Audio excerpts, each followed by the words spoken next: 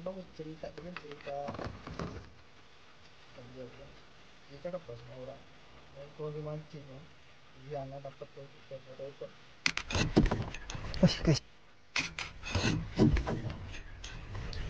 guys strike benda ni MJ kali jenahak memang jenahak lah ni MJ ke ya guys alhamdulillah juvenile jenahak kuat tarikannya guys. Iya, alhamdulillah ini baru boleh bawa balik. Betul-betul makan tengah juga. Main di tepi. Alright guys, alhamdulillah pada petang ni dapat juga jenahak.